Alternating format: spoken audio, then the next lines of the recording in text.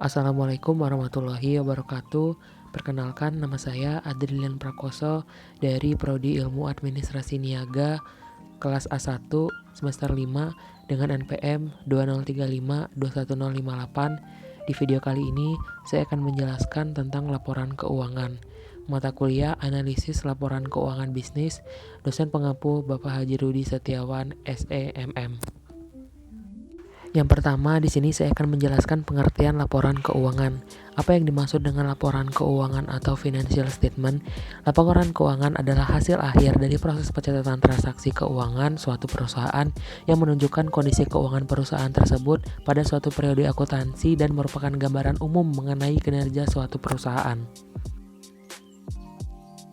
Yang kedua, di sini saya akan menjelaskan jenis-jenis dan komponen laporan keuangan. Menurut Standar Akuntansi Keuangan atau SAK, jenis dan komponen laporan keuangan terdapat 5 jenis, yaitu yang pertama ada laporan laba rugi. Catatan ini bertujuan untuk memperjelas kondisi finansial perusahaan dalam suatu periode dan dapat digunakan sebagai bahan evaluasi. Jenis catatan laba rugi ada dua, yaitu single step model atau sederhana dan multiple step model atau kompleks. Yang kedua ada laporan perubahan modal, digunakan untuk mengetahui perubahan modal dan penyebabnya. Lanjut, yang ketiga adalah laporan neraca berisi informasi aset, kewajiban, dan modal. Dan keempat ada laporan arus kas, ada 3 jenis hal penting yang harus dicatat, yaitu operasional, investasi, dan pendanaan.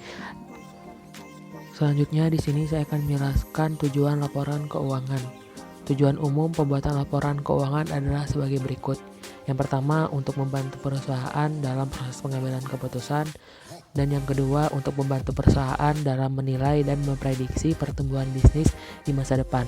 Dan yang terakhir, untuk menilai aktivitas pendanaan dan operasi perusahaan. Dan yang terakhir, di sini saya akan menjelaskan fungsi laporan keuangan. Fungsi laporan keuangan yang pertama yaitu sebagai bahan review.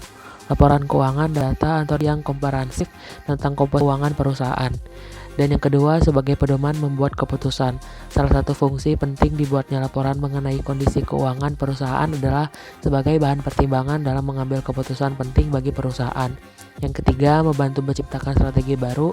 Laporan keuangan juga dapat dipakai untuk menciptakan strategi baru oleh perusahaan dalam upaya meningkatkan performa usahanya. Dan yang terakhir, meningkatkan kreativitas perusahaan.